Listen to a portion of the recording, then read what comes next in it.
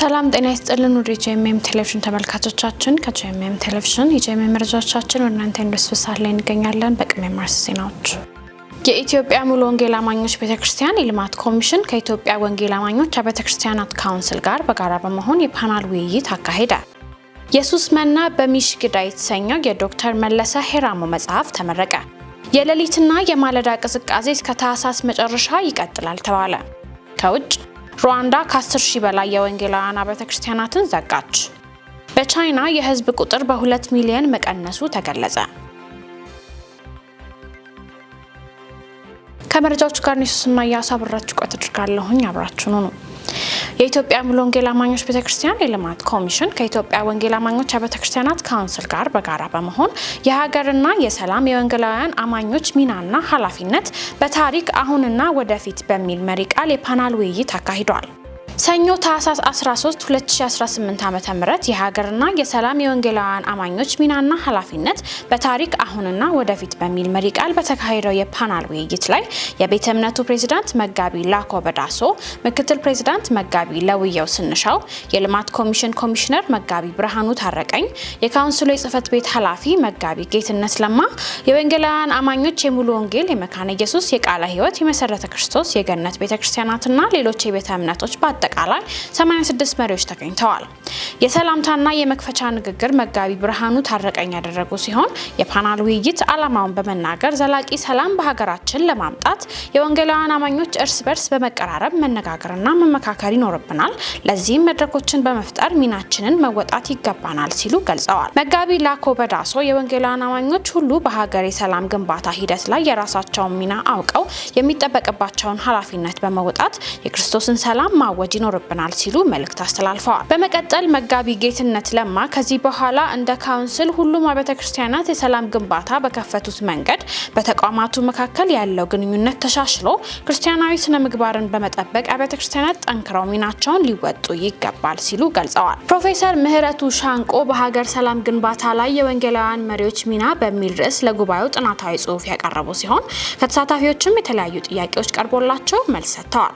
በፓናል ውይይቱ አጠቃላይ ላይ ወንጌላውያን አማኞች ሰላምን ማሻገር ዋና ሚናቸው መሆኑን ተረድተው ያለፈው እንዳለፈ ሆኖ ከአሁን ሰዓት ጀምሮ ሁሉም በማህበራዊ፣ ኢኮኖሚያዊ፣ ፖለቲካዊ ጉዳዮች ላይ በንቃት በመሳተፍ መንፈሳዊ ኃላፊነቱን እንዲወጣ መልእክት የተላለፈ ሲሆን በመጨረሻም መሪዎች አባታዊ ሚናቸውን በመወጣት የህዝብ ክርስቲያን ጥቅም ለማስከበር በጋራ በመቀናጀት መስራት እንዳለባቸው ተወስቷል። በፓናል ውይይቱ ላይ የተሳተፉ የቤተክርስቲያን መሪዎች ፕሮግራሙን ያዘጋጀውን የኢትዮጵያ ሙሉ ወንጌል አማኞች ቤተክርስቲያን ልማት ኮሚሽን በማመስገን ጌታ መልካም ጊዜ እንደሰጣቸው ገልጸዋል። ዘመቻ አንጾኪያ በሚል መሪ ቃል በሰሜን ሸዋ በአንጾኪያ መሰረተ ክርስቶስ ቤተክርስቲያን ሲካሄድ የነበረው የወንጌል ኮንፈረንስ በመልካም መጠናቀቁ ተነግሯል። ታምራት ሞቲ ዝርዝር አለው። ከአዲስ አበባ 370 ኪሎ ሜትር ርቃ በሰሜን ሸዋ በምትገኘው አንጾኪያ መሰረተ ክርስቶስ ቤተክርስቲያን ዘመቻ አንጾኪያ በሚል መሪ ቃል ለአራት ተከታታይ ቀናት ሲካሄድ የቆየው የመሪዎች ስልጠናና የወንጌል ኮንፈረንስ ብዙዎች የተጽናኑበት ሆኖ ተጠናቋል። ከኮንፈረንሱ ቀደም ብሎ የአንድ ለአንድ የወንጌል ስርጭት ዘመቻ በአካባቢው ላይ የተካሄደ ሲሆን ብዙዎችም የምስራቹን ወንጌል መስማታቸውን የቤተክርስቲያኒቱ የወጣቶች አገልግሎት አስተባባሪዎች ገልጸውልናል። ለአራት ቀናት በተካሄደው የመነቃቂያ ኮንፈረንስም ለሁለት ቀናት ለመሪዎችና አገልጋዮች ስለ መሪነትና በጸሎት ዙሪያ በፓስተር ዶክተር ሲሳይ አርጋው አማካኝነት ሰፊ ትምህርታዊ ስልጠና የተሰጠ ሲሆን የመነቃቂያ ኮንፈረንሱም በጸሎት በአምልኮ ዝማሬና በቃለ እግዚአብሔር መልእክት ለብዙዎች መጽናናት መባረክና መፈታት ምክንያት ሆኖ ማለፉንም የቤተ ክርስቲያኒቱ መሪ አገልጋዮች ገልጸዋል። በተለይም በሰሜኑ ክፍል ብዙ የወንጌል ተግዳሮት ቢኖርም በአብያተ ክርስቲያናቱና በቅዱሳን በሚደረገው የጸሎት ተጋድሎ ብዙ ስራዎች እየተሰሩ መሆናቸው ተገልጾ ይህን መሰል የመነቃቂያ ፕሮግራሞች በየጊዜው በማድረግ ትውልድን ለእግዚአብሔር መንግስት የማብቃትን ተልዕኮ አጠናክረው እንደሚቀጥሉ ከመሪ አገልጋዮች ያገኘነው መረጃ ያስረዳል። ዲላ ካህናት ቤተ መቅደስ ዓለም አቀፍ ቤተክርስቲያን 10ኛ ዓመት ምስጋና ኮንፈረንስ በድል ተጠናቋል።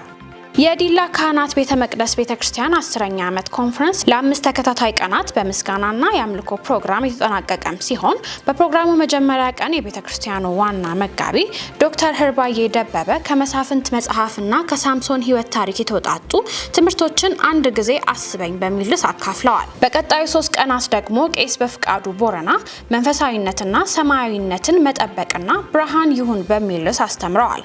በመጨረሻው ቀን የገላትያ መጽሐፍትን በመጥቀስ በክርስቶስ የተመሰረተ ትምህርት ላይ እስከ መጨረሻ ጸንተን መቆም እንዳለብን አጽንኦት ሰጥተዋል። የህይወት ብርሃን ቤተክርስቲያን ዋና መጋቢ ዶክተር ጌቱ አያሌው የእግዚአብሔር ሀልዎት ርዕስ ላይ ያተኮሩ ትምህርት አድርገዋል። በዚህም የእግዚአብሔርን መንፈስ መጠማትና ቤተክርስቲያን መጸለይ አለባት ብለዋል። ቅዳሜና እሁድ ቀናት ነቢይ ተመስገን እግዚአብሔርን መፈለግ በሚል ርዕስ ትምህርት አቅርበዋል። በኮንፈረንሱ ላይ 23 ሰዎች ጌታን የተቀበሉ ሲሆን በርካቶችም በንስሐ መመለሳቸውንም ተገልጿል። መረጃውን ጋዜጠኛ አስራት እኑሪ ዘግቦታል። ኢየሱስ መና በሚሽግዳ የተሰኘው የዶክተር መለሰ ሄራሙ መጽሐፍ ተመርቋል። ኢየሱስ መና በከምባታ ዞን ካሉ አካባቢዎች አንዷ በሆነችው በሚሽግዳና ቤናራ የወንጌል ቃል ሰምተው ልባቸውን ለኢየሱስ ክርስቶስ ስለሰጡ ነባሩን ሃይማኖትና የባህል አምልኮ በመተዋቸው ምክንያት ብዙ መከራን ስለተቀበሉ ማህበራዊ መገለልን ስላስተናገዱ በስደቱ ዘመን በተደጋጋሚ እስር ስላሳለፉ የህይወት መስዋዕትነት ጭምር ስለከፈሉ 8 የወንጌል አርበኞች የእምነት ገድል የተዘከረበት መጽሐፍ ነው ተብሏል። ከነዚህ አባቶች መካከል የታሪኩ ጸሐፊ ዶክተር መለሰ ሄራሞና የመጽሐፉ አርታኢ ኢንጂነር ጌታሁን ሄራሞ ወላጅ አባትም ይገኙበታል። የቀለም መሐንዲሱ ጌታሁን ሄራሞ በአርታኢነት የተሳተፈበትንና በዶክተር መለሰ ሄራሞ የተጻፈውን ኢየሱስ መና የኢየሱስ ሰዎች መጽሐፍ የሚሽግዳዎቹ የእምነት አባቶች በተቀበሉበት የወንጌል እውነት ጸንተው ስለቆሙበት ታላቅ ጸጋና በእሳት የተፈተነ የእምነት ተጋድሎና ጽናትን ያሳየ መጽሐፍ ነው። መርሃ ግብሩም ታኅሳስ 12 ቀን 2018 ዓ.ም በልደታ መካነ ኢየሱስ አጥቢያ ተጋባዥ እንግዶች በጸሐፊው ወዳጅ ቤተሰቦች እንዲሁም ጥሪ የተደረገላቸው አባቶች በተገኙበት በይፋ ተመርቋል። 12 ምዕራፎችን በያዘው ኢየሱስ መና በሚሽግዳ መጽሐፍ በርከት ያሉ ቀደምት የወንጌል አገልጋይ አባቶችን በቃለ መጠይቅ ያሳተፈ መሆኑንም አዘጋጆቹ ገልጸዋል። በመክፈቻ መርሃ ግብር አምልኮና ዝማሬ የተደረገም ሲሆን ዘማሪ ገዛኸኝ ሙሴም በዝማሬ አገልግሏል። በመጽሐፉም ስለ ወንጌል ያገለገሉና መስዋዕት የከፈሉ አባቶችን በታሪክ መንገድ የሰነደ መሆኑም የመጽሐፉ ጸሐፊ የሆኑት ዶክተር መለሰ ሄራሞ አስረድተዋል። ዓለም አቀፍ ሁኔታ፣ አህጉራዊ ሁኔታ፣ አገራዊ ሁኔታን በማነጻጸር ነው የቀረበው እና ምንም የሎካል ወይም የአንድ መንደር ታሪክ ቢመስልም ይሄ ታሪክ ቅድም እንደነገርኩት ብዙዎች ዛሬ በስደት ላይ ላሉት ስደትን እንዴት መቋቋም እንደሚገባቸው የወንጌል ስደት ማለት ነው። ሌላ ደግሞ ትልቅ ሂስትሪ ምንድነው? ቅድም ብዙ ቦታም እንደተባለው በመጽሐፉም ተገልጿል። በስራም በጣም ምሳሌ የሆኑ አባቶች ናቸው። ወይንም ጳውሎስ በተሰሎንቄ የጠቀሰውን ቃል የማይሰራ አይብላ የሚለውን ቃል ሊትራሊ በደንብ ቀጥታ ነው የሚተረጉሙትና በዚህ መሰረት ብዙ አማኞች የነበሩት ሰነፎች አልነበሩ እና በእርግጥ ሰነፎችን እየገሰጹ እንዲሰሩ ያደርጉ ነበርና ከዚህ የተነሳ ልጆቻቸውንም በማስተማር ትልቅ ቦታ አድርሰዋል እና ስለዚህ ይሄ መጽሐፍ የነሱን ታሪክ የሚያወሳና ብዙ ነገር ለቀጣዩ ትውልድ የሚረዳ መጽሐፍ እንደሆነ ተስፋ አደርጋለሁ። በምርቃቱ ወቅትም ለልደታ መካነ ኢየሱስ ቤተክርስቲያን ፕሮግራሙ እንዲሳካ ላደረጉት አስተዋጽኦ የምስክር ወረቀት ተበርክቷል። በዕለቱም በመጽሐፉ ዙሪያ የተዘጋጀ ዘጋቢ ፊልም ለታዳሚያን የቀረበ ሲሆን ዶክተር መለሰ መጽሐፉን ለማዘጋጀት 20 ዓመታትን መውሰዱንም በመድረክ ተወስቷል። በፕሮግራሙ መጨረሻ ትምህርትና ሚስዮናዊነት ላይም የውይይት መድረክ በማካሄድና የመጽሐፉን ምረቃ በማብሰር ስነ ስርዓቱ ፕሮግራሙ ተጠናቋል። በመጋቢ ማርቆስ ጉያሳ የተጻፈው ጥንታዊ ጴንጤቆስጣዊነት እውን ማድረግ የተሰኘው መጽሐፍ በድምቀት ተመርቋል። እሁድ ታኅሳስ 12 2008 ዓመተ ምህረት በኦሮሞ ባህል አዳራሽ የመጽሐፉ ምረቃ ላይ የወንጌላውያን አብያተ ክርስቲያናት ህብረት ፕሬዝዳንት መጋቢ ጻድቁ አብዶ፣ የወንጌል አማኞች አብያተ ክርስቲያናት ካውንስል በምክትል ጠቅላይ ጸሐፊ የውጭ ግንኙነትና የመንፈሳዊ ዘርፍ ኃላፊ መጋቢ ይልማ ዋቄ፣ ከሙሉ ወንጌል ሴሚናሪ የአብያተ ክርስቲያናት መሪዎች፣ ጥሪ የተደረገላቸው እንግዶች ተገኝተዋል። ጥናታዊ ጴንጤቆስጣዊነት እውን ማድረግ እንዴት ይቻላል በሚል መሪ ሀሳብ መጋቢ ብርሃኑ ታረቀኝ ከመጋቢ ጻድቁ አብዶና ከመጋቢ ይልማ ዋቄ ውይይት ያደረገ ሲሆን ከቤተክርስቲያን ቀደምት የመንፈስ ቅዱስ ልምምድ የአባቶችን ታሪክ በማንሳት አሁን ላለው ትውልድ መልእክታቸውን አስተላልፈዋል። የመጽሐፉ ጸሐፊ የሆኑት መጋቢ ማርቆ ጎያሳ ጥንታዊ ጴንጤቆስታዊነትን እውን ማድረግ የተሰኘውን መጽሐፍ በአፋን ኦሮሞ የተዘጋጀው መጽሐፍ ጌታ በመንፈስ ቅዱስ ከ5 ዓመት በፊት በልባቸው ሐሳቡን አክብዶት በጊዜው አሁን ላይ መታተሙን ገልጸው ወደ መሰረታዊ የመጽሐፍ ቅዱስ የጴንጤቆስጣዊ የመንፈስ ቅዱስ ልምምድ እውነት እንመለስ ሲሉ መልእክታቸውን አስተላልፈዋል። በመቀጠልም የመጽሐፉ መታሰቢያ ጌታ በሰጣቸው ዘመን ለወንጌል እውነት ለኖሩና ላገለገሉ አባቶች ለመጋቢ ጻድቁ አብዶና ለሐዋርያ ገርቦሌ ሄርጳ እንዲሆን በመግለጽ የፍቅር ስጦታ አበርክተዋል። በመጨረሻም ጥንታዊ ጴንጤቆስጣዊነትን እውን ማድረግ የተሰኘው መጽሐፍ በቤተክርስቲያን አባቶች በጸሎት በቡራኬ በድምቀት ተመርቋል። በቀጣይም መጽሐፉ በአማርኛ ተተርጉሞ ለአማኞች እንደሚቀርብ የተገለጸ ሲሆን መጽሐፉን የእግዚአብሔር ሕዝብ ገዝቶ እንዲጠቀምበት የቤተክርስቲያን መሪዎች አበረታተዋል። የተመረቀው መጽሐፍ በተለይ ጥንታዊ ጴንጤቆስጣዊነት በሚል ርዕስ በአፋን ኦሮሞ የተጻፈ መጽሐፍ ነው። ይህ መጽሐፍ በትክክል የሚያስቀምጠው በተለይ በዛሬው ዘመን መንፈስ ቅዱስ ሙላት ምልክቱ በአዲስ ቋንቋ መናገር ነው የሚለውን እየተቹ የሚጽፉ ሰዎች የሚናገሩ ሰዎች ትክክለኛ የመጽሐፍ ቅዱስ መሰረት እንዳለው በሐዋርያ ሥራ ላይ የተጀመረው ታሪካዊ ይዘት ያለው እስከ ዛሬ ድረስ የቀጠለና ለቤተ ክርስቲያን ደግሞ እጅግ አስፈላጊ የሆነ መጽሐፍ መንፈስ ቅዱስ ባለውለታችን እንደሆነ ቀጣይ ለቤተ ክርስቲያን መሪዎችም ተግባራዊ የሆነ ምልከታን የሚያስቀምጥ መጽሐፍ ነው። ለዚህ ነው እንግዲህ ወደዚህ ስፍራ የመጣሁት። የሌሊትና የማለዳ ቅዝቃዜ እስከ ታህሳስ መጨረሻ ይቀጥላል ተባለ። የሌሊትና የማለዳው ቅዝቃዜ እስከ ታህሳስ ወር መጨረሻ ድረስ በተለይም በደጋማ የሀገሪቱ አካባቢዎች ተጠናክሮ እንደሚቀጥል የኢትዮጵያ ሜቴዎሮሎጂ ኢንስቲትዩት አስታወቀ። የኢትዮጵያ ሜቴዎሮሎጂ ኢንስቲትዩት ለጋዜጣ ፕላስ በላከው መረጃ እንዳመላከተው ከሳይቤሪያ የሚነፍሰው ከፍተኛ የአየር ግፊት ወደ ኢትዮጵያ የሚዘልቅ በመሆኑ ደረቅ ፀሐያማና ነፋሻማ የአየር ሁኔታ በአብዛኛው በሀገሪቱ ክፍሎች ይስተዋላል። በተለይም በሰሜን፣ በምስራቅ፣ በመካከለኛውና በደቡብ ደጋማ አካባቢዎች የሌሊቱና የማለዳው ቅዝቃዜ ከ5 ዲግሪ ሴልሺየስ በታች ሆኖ ሊመዘገብ እንደሚችል ተጠቁሟል። ይህ ቅዝቃዜ እስከ ወሩ ማጠናቀቂያ ድረስ የሚዘልቅ በመሆኑ ህብረተሰቡ አስፈላጊውን ጥንቃቄ እንዲያደርግ ኢንስቲትዩቱ አሳስቧል። የአዲስ አበባ አሽከርካሪና ተሽከርካሪ ባለስልጣን መስማት ለተሳናቸው ዜጎች የማሽከርከር ስልጠና ማስጀመሩን አስታውቋል። መስማት የተሳናቸው ዜጎች የማሽከርከር ፈቃድ እንዲሰጣቸው ረጅም ዓመታት ሲጠየቁ ቢቆዩም ትኩረት ሳይሰጣቸው ቆይቷል። መረጃውን ከቲግቫ አገኘ ነው። መረጃዎቻችን እንደቀጠሉ ናቸው። አሁን ደግሞ ከውጭ ያገኘናቸው መረጃዎች እናልፋለን። ሩዋንዳ ከ10,000 በላይ የወንጌላውያን ቤተክርስቲያናትን መዝጋቷን ተሰማ።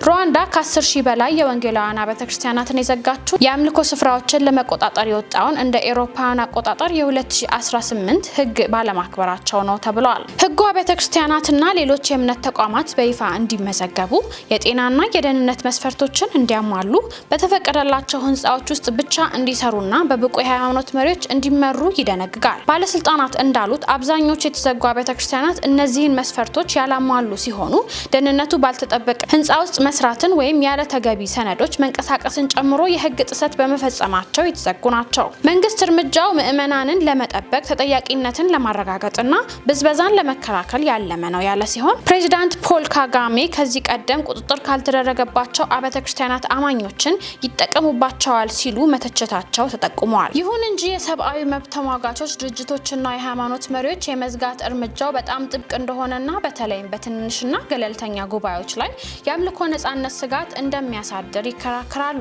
አንዳንድ አብያተ ክርስቲያናት መስፈርቶቹ ሙሉ በሙሉ ካሟሉ በኋላ እንደገና ሊከፈቱ እንደሚችሉ የተገለጸ ሲሆን ነገር ግን የህግ ማስከበር ሂደቱ ይቀጥላል ተብሏል። መረጃው የአዲስ አድማስ ነው። ናይጄሪያና አሜሪካ ለ5 ዓመት የሚቆይ የ5.1 ቢሊዮን ዶላር የጤና ዘርፍ ስምምነት ፈጸሙ።